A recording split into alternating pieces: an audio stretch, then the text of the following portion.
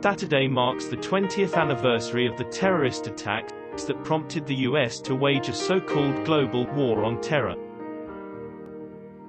20 years on, what legacies did the offensives leave?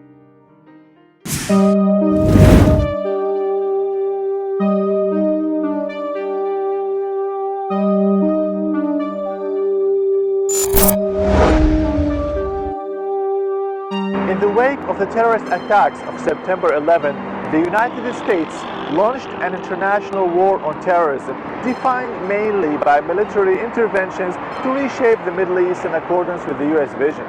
However, it has become clear that the American strategy has destabilized the Middle East while doing little to keep terrorist organizations at bay. In Syria, the US intervened militarily in 2014 on the pretext of fighting radical groups such as ISIS, a group that itself was created in the wake of the US intervention in Iraq in 2003. But this sugar-coated excuse has quickly divulged the real intentions of the US, which entered parts of Syria without the consent of the Syrian government and started supporting rebel groups here and there against the Syrian state, in a blatant violation of Syria's sovereignty and a clear intervention in the course of the Syrian crisis.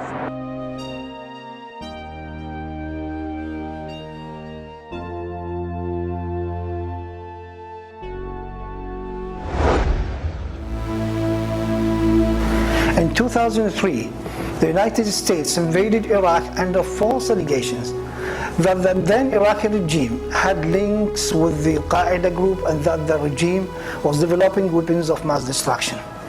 The US invasion completely destroyed the system of Iraq and substantially led to uncountable bloodletting and threatened all aspects of life in the country.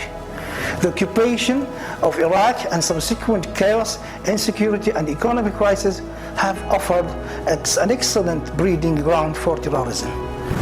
The war in Iraq has left hundreds of thousands of people killed and left millions of orphans and widows, in addition to millions of displaced people inside and outside Iraq. The expansion of terrorism and extremism is largely due to the wrong strategies adopted by the United States government towards the regional and world crisis.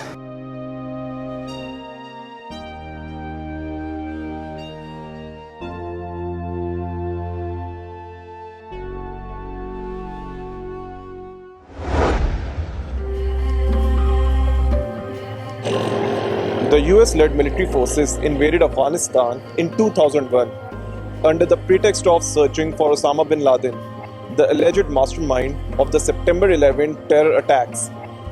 President Joe Biden has insisted that the United States has achieved its goal of eliminating Al-Qaeda militants.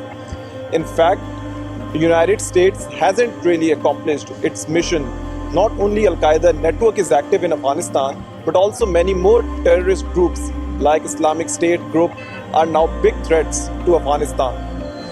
Over the past 2 decades, the US-led operations on Afghan soil have caused more than 30,000 civilian deaths and more than 60,000 injuries and turned about 11 million people into refugees.